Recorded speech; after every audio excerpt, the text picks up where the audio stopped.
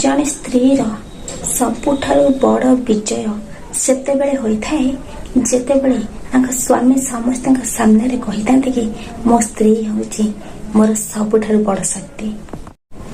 କିଏ କୁହେ କି ବାପା ମା କେବେ ମିଛ କୁହନ୍ତି ନାହିଁ, ସେମାନେ ବି ମିଛ କହିଥାନ୍ତି, ବହୁତ ବଡ଼ ମିଛ କହିଥାନ୍ତି। ବାପା ଏକଥା ମିଛ କହିଥାନ୍ତି ଯେ ସେ କେବେ ବି ତାଙ୍କ ପାଟିରୁ ବାହାରି ନଥାଏ ଛୁଆମାନଙ୍କ ପାଇଁ କି ମୋ ପାଖରେ ଟଙ୍କା ନାହିଁ। ସେଇଟା ସବୁଠାରୁ ବଡ଼ ମିଛ। ଟଙ୍କା ନଥିବ କିନ୍ତୁ ସବୁବେଳେ ସେ କହୁଥିବେ ଛୁଆଙ୍କ ପାଇଁ କି ମୋ ପାଖରେ ଟଙ୍କା ଅଛି, ତମେ କେତେ ଟଙ୍କା ନେବ କୁହ, କ'ଣ ଦରକାର ମୋତେ କୁହ, ମୁଁ କିଣିକି ସାଙ୍ଗେ ସାଙ୍ଗେ ଦେବି। ସେ ଧାର କରନ୍ତୁ ପଛେ, କରଜ କରନ୍ତୁ ପଛେ, କିନ୍ତୁ ଛୁଆଙ୍କୁ ସାଙ୍ଗେ ସାଙ୍ଗେ କିଣିକି ଦେବେ।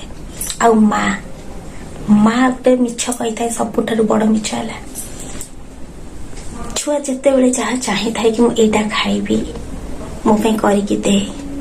ମାର ଯେତେ ଦେହ ଖରାପ ହେଇଥାଉ ସେ ସଙ୍ଗେ ସାଙ୍ଗେ ଧଡ଼ପଡ଼ ହେଇକି ଉଠିକି କରିକି ଦେଇଥାଏ। ଆଉ ସେ କେବେ ବି କହିନଥାଏ କି ମୋ ଦେହ ଖରାପ ଅଛି। ଗୋଟେ ବଡ଼ ମିଛ ସେ କହିଥାଏ।